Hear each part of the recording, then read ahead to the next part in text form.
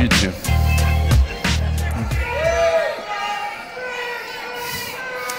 I'm so nervous, guys. I'm nervous. Just want you guys to know that, okay? For all the new people, I'm sorry. The nerves never go away. So I want to start off first off with an apology. I have to apologize to some folks.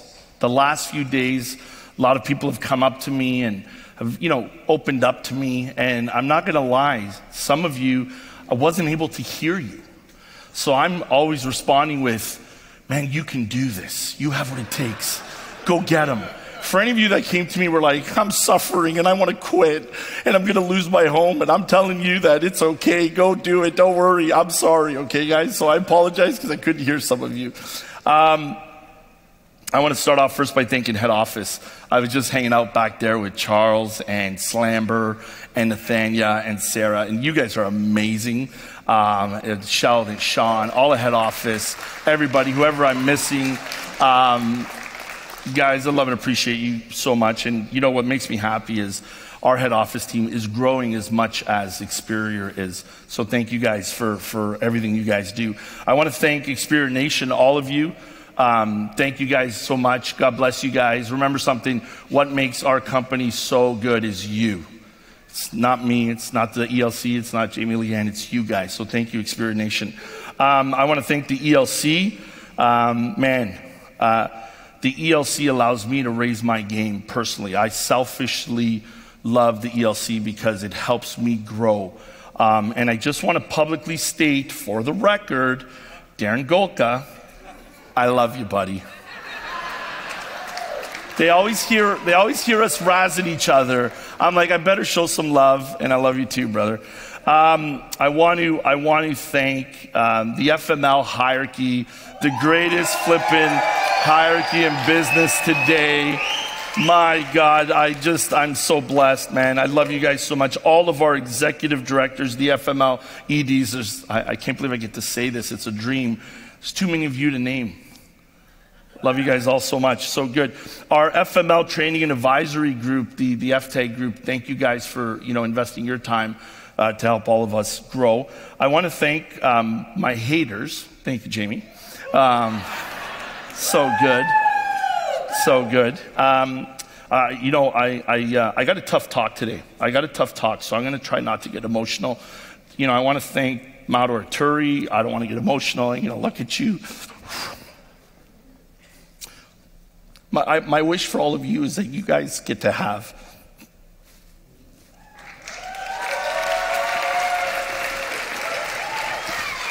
I haven't even started yet, man, right? But my wish for everybody here is that all of you get to have a Mauro Arturi in your life. That's all I got to say. And finally, my moral compass, my rock, my strength, the one who kicks my ass, my God. She's the role model for our family.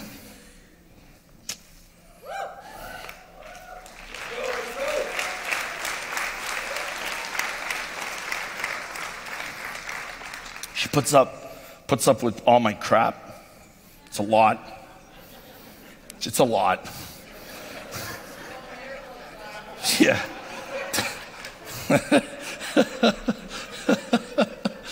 I love you, Yolanda. Thank you. Love you very much. Where is she? She's right there.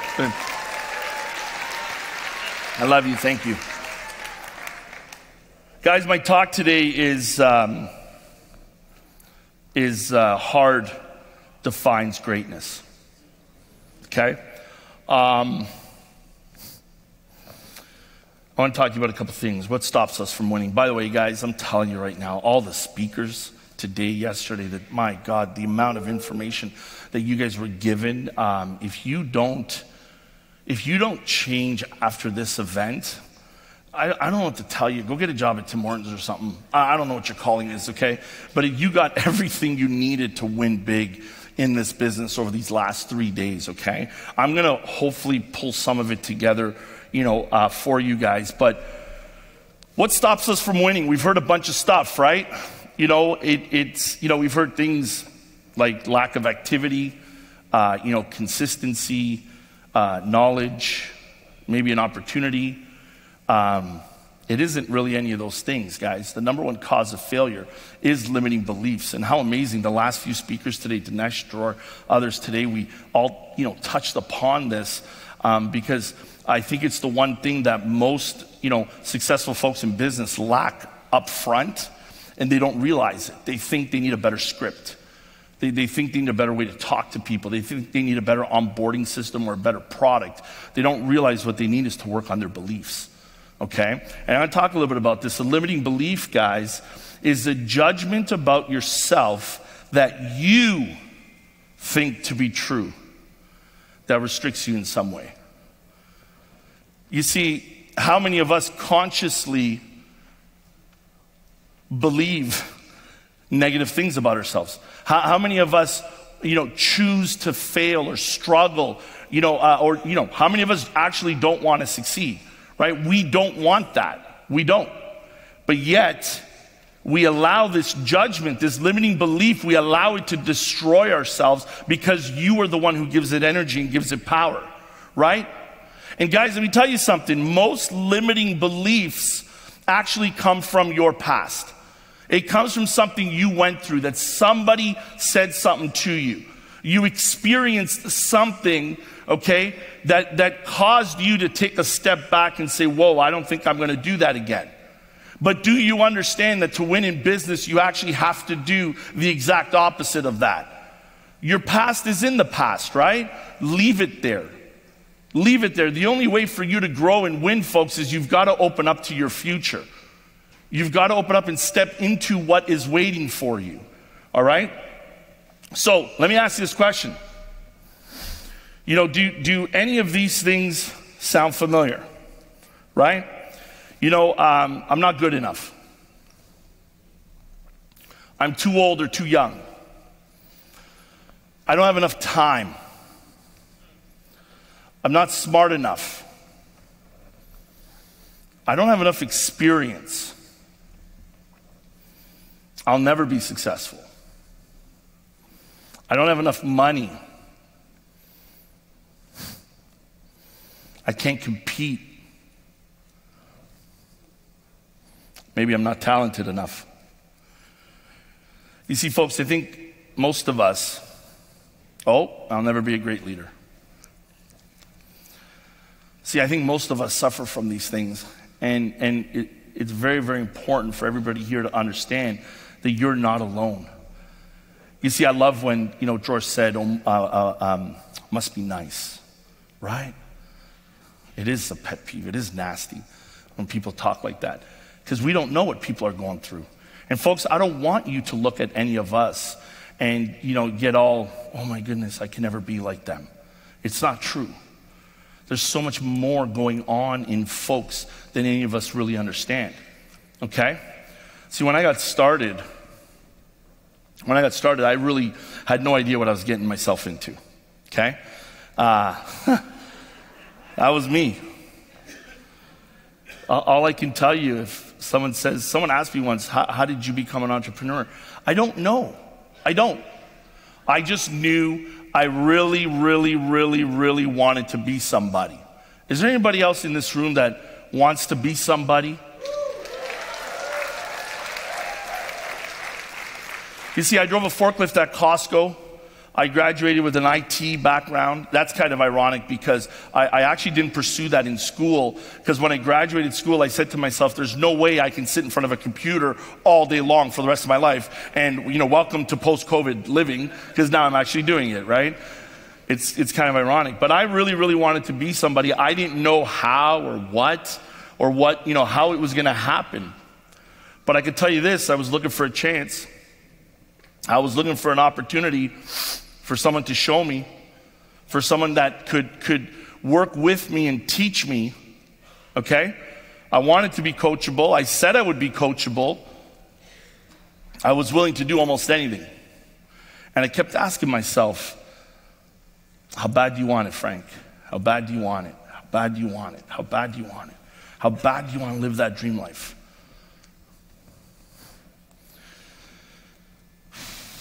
You see, when we look at others today, too many of us say things like, you wouldn't understand. You don't know what I'm going through. You don't know what things are like at home or my kids or school or my parents or work or my boss or my bank account. You wouldn't understand. Sometimes people say, oh man, it must have been easy for you. I had someone recently say to me, man, you're so lucky. Must have been easy for you. Furthest thing from the truth, folks. Okay? I love this one. I want to be just like you. Are you sure about that? Hey, Mato? Hey, Mato? Are you sure about that? Right, Yolanda? And you're so lucky. You see, guys, the truth was, everything in the beginning may have looked good on the outside. And by the way, I put these pictures up here because my wife is so damn hot.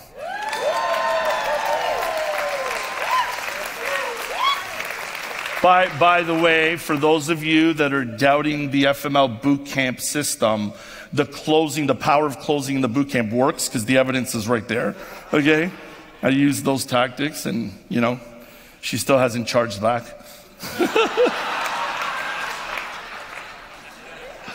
That policy's paid all kinds of dividends. Woo! The truth was, guys, I struggled with low self-esteem. I struggled with low confidence. I struggled with depression. I was fighting an internal villain, and most people didn't know. And folks, the truth is, I still fight with a lot of that today.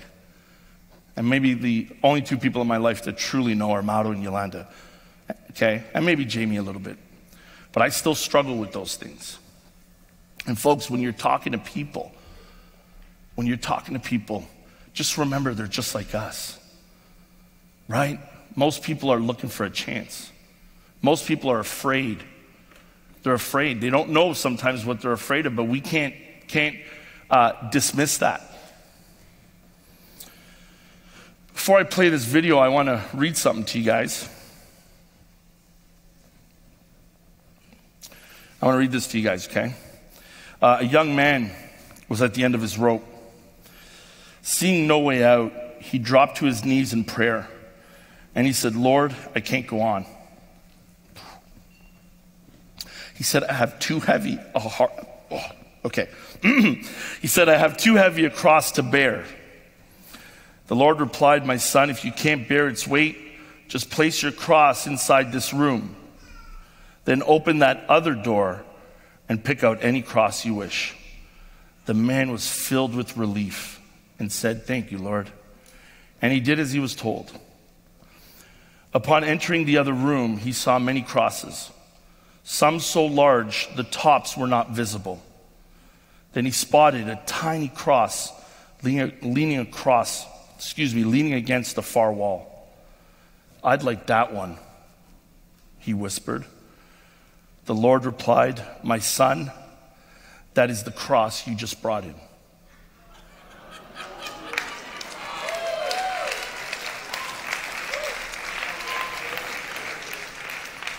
You see, guys, when life's problems seem overwhelming, it helps to look around and see what other people are coping with. You may consider yourself far more fortunate than you imagined. Folks, I want to introduce you to some people that I'm going to share with you a little bit and some of the crosses that they've bared, some of the crosses they carried. Okay, folks, can you roll that video? Make sure the volume's up.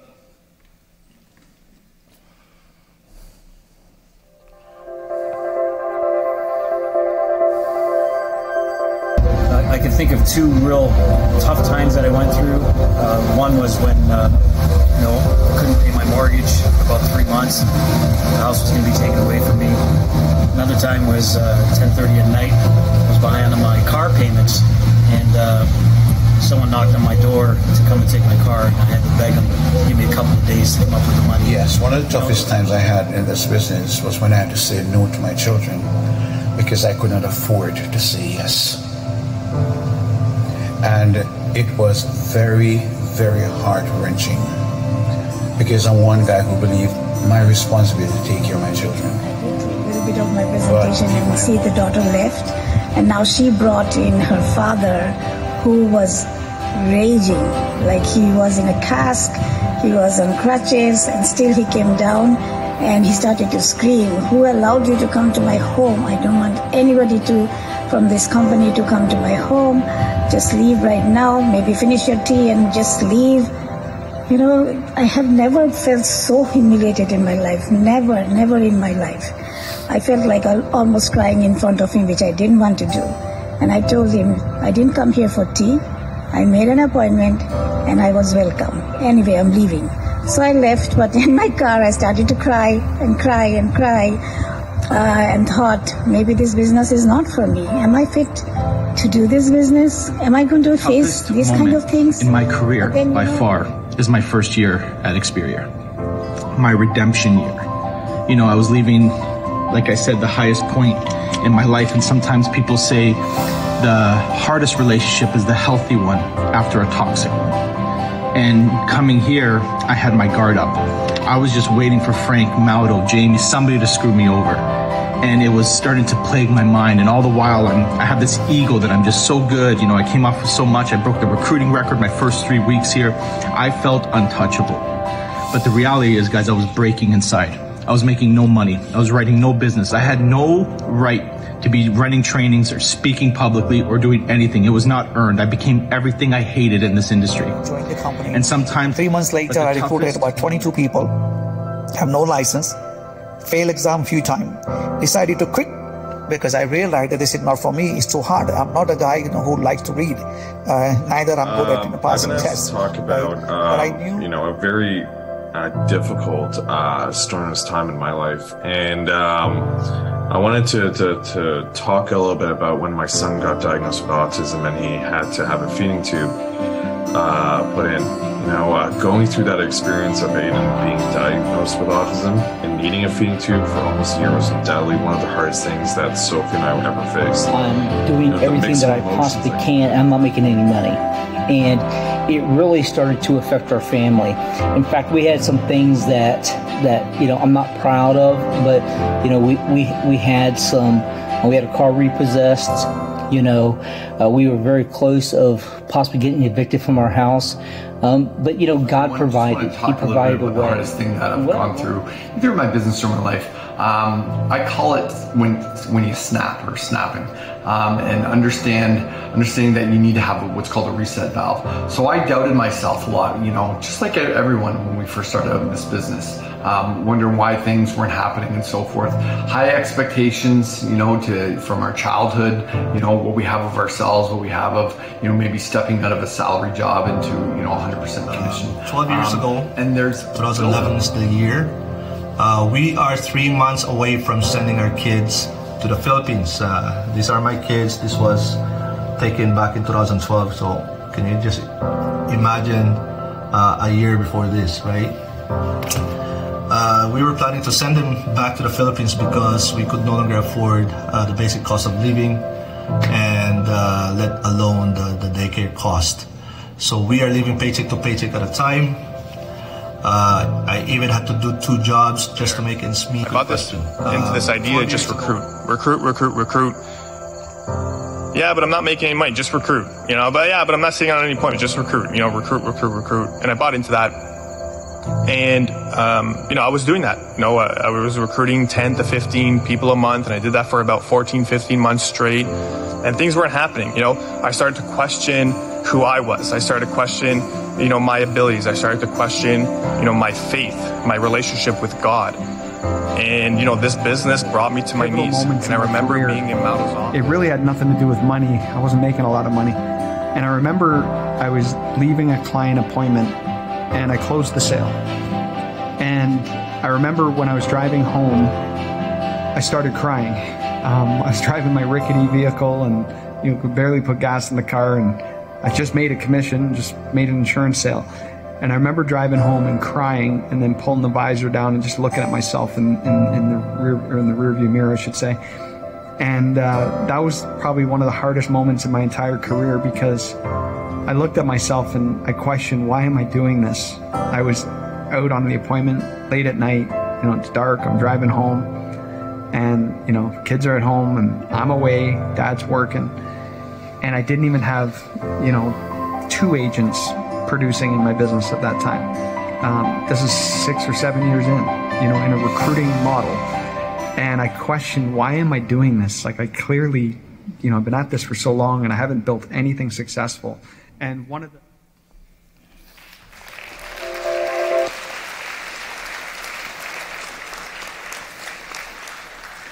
I want to share with you real quick the hardest thing I went through in my life. And I want to share this with you guys, and it's going to be really hard for me because I questioned I questioned everything about life. I knew this was going to be hard. Why didn't you talk me out of this? I remember 7 years ago, guys. That's my brother.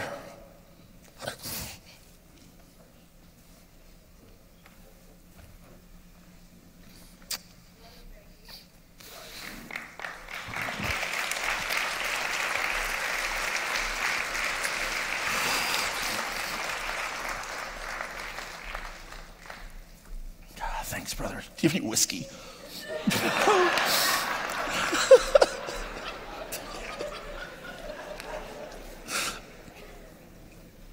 7 years ago, 6 years ago, guys, my brother was soccer player, soccer coach. He was actually studying to become a professional referee, and he was a part-time teacher. And he got diagnosed with he got a bacterial infection. He went septic, and his body started shutting down. And he collapsed at home. I was rushed to the hospital. 30 minutes after getting to the hospital, he went into cardiac arrest. And he was 31 years old. And they had to give him CPR for 3 minutes to bring him back to life. And he ended up getting what's called invasive group A strep bacteria infection that went into his blood. And he ended up losing both his lower legs because of it. Okay? And can I get you guys to play this video, please?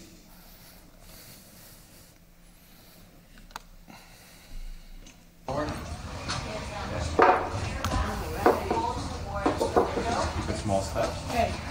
Small step on the left, small step on the right. Okay. But still go past your other foot. Take a normal, even step in. Go past, just like we were doing this morning. Small step there, and a big step. Yeah, I know. Good, and down again. Good. Again. Control 15 times. Good. You want to turn here? Yep. Small step to turn. Folks, my ask for all of you in this room is to please stop feeling sorry for yourself. That's my biggest ask. I don't tell my brother this enough, but he's my inspiration because he had to learn how to walk again. He had to learn how to live in a completely different way. And sometimes, guys, we get upset because we're afraid to pick up the phone. We're afraid to talk to somebody. We're afraid to go out there and change somebody's life by offering them what we do. Guys, I thank God every day for Experior, because when this happened in 2017, we'd already been here about 1.5 years. And I was able to take 2.5 months, almost every single day, I was at the hospital with my mom. And the company still paid us. And the business still kept growing. And we had all the right people there in place to help us run our business so I could be there for my brother, right? I want to read this again to you. Guys, when life's problems seem overwhelming, it helps to look around and see what other people are coping with. You may consider yourself far more fortunate than you imagined. I ain't done yet. I ain't going to leave you here, okay? I ain't going to leave you there. I'm not going to leave you there. Watch this, okay? So I'm going to give you some tips on how to change your limiting beliefs. Number one, know your why. You've heard this all week for the last 2-3 days. Guys, get intimate with it. Know what your why is. Know what you're fighting for, okay? Know what you're fighting for, because there will be a time, I promise you, there will be a time when you're going to be needed. You're going to be needed by your family, by the people closest to you, the people that are counting on you. Will you be ready? You have an opportunity here to be ready. Will you be ready? Number 2, understand the creation process. Dinesh talked about this. Folks, it's really, really simple. It's really simple. If you want to change your life, you have to follow this process. Your inputs will change your thoughts. Your thoughts will change your beliefs. Your beliefs will change how you feel. And folks, don't kid yourself and don't fool yourself. How you feel will determine your actions. And ultimately, your actions determine your results. It's literally that simple. It's literally that simple. And number 3, disconnect your self-worth from your results.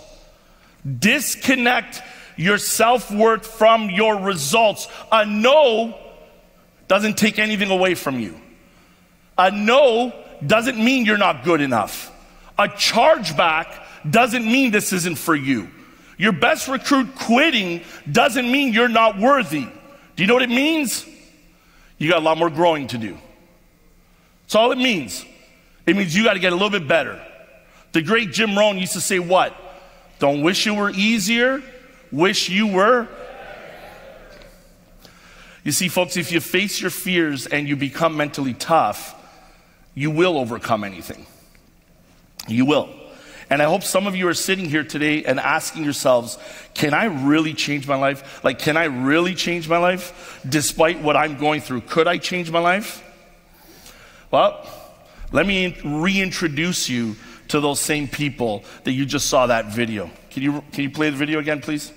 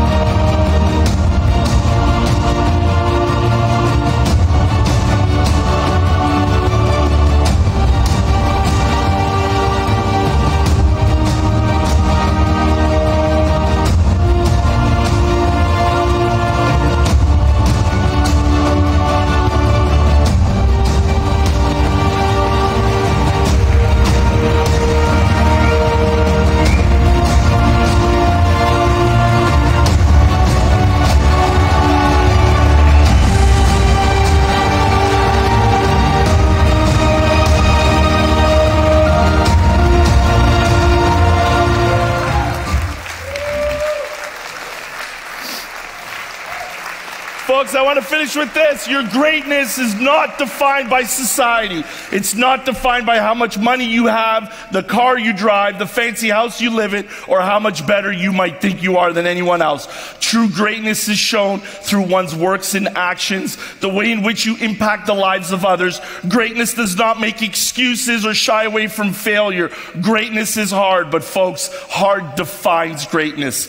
Continue to be great, Experior, and remember,